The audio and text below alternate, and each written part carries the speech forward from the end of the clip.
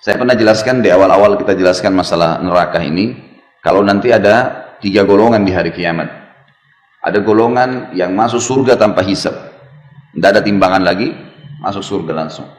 Ini kalangan para nabi-nabi, syuhada, ya, anak-anak muslim yang meninggal sebelum balik, orang-orang yang ahli ibadah yang selalu bertaubat sehingga dosanya bersih. Cobaannya di dunia banyak.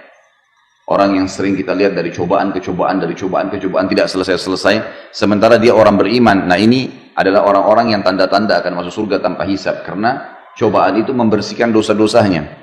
Sebagaimana ada hadis Nabi SAW yang berbunyi dalam hadis Bukhari Muslim, seorang mukmin akan diuji di dirinya, di hartanya dan keluarganya, sampai dia bertemu dengan Allah hari kiamat dengan keluarganya dalam kondisi tidak ada lagi dosanya.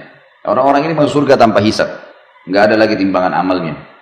Masuk di dalamnya juga adalah golongan yang disebutkan oleh Nabi SAW, 70.000 orang dari umatku masuk surga tanpa hisab. Makna yang lain, ada hadis dalam riwayat yang lain dikatakan setiap 70.000 akan membawa 70.000 lagi. Ini semua masuk surga tanpa hisab mereka.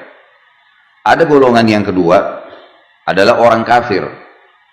Ini langsung masuk neraka tanpa hisab juga, karena hisab itu timbangan amal. Orang-orang kafir, munafik, dan orang musyrik. 3 ini nggak ada timbangan amal, nggak perlu ditimbang amalnya, langsung masuk neraka.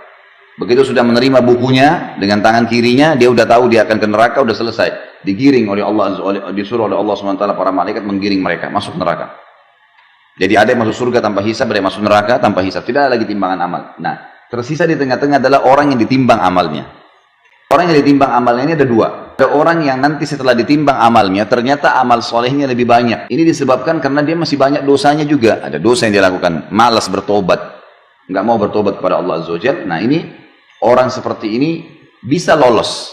Misal amal solehnya 100.000, dosanya misal 90.000. Ada 10.000 selisihnya. Nah, dia lolos nih. Tapi ditimbang dulu, dihisab dulu. Nah, orang-orang yang dihisab tadi ini lolos karena amal solehnya lebih banyak, sama orang-orang yang masuk surga tanpa hisab, itu bisa memberikan syafaat. Mereka lah yang bisa memberikan syafaat. Golongan yang lain di dalam orang yang ditimbang amalnya, sekali lagi tadi ada orang yang tidak tanpa ditimbang masuk surga tanpa hisab, ada orang yang masuk neraka tanpa hisab. Di tengah-tengah adalah orang yang ditimbang amal.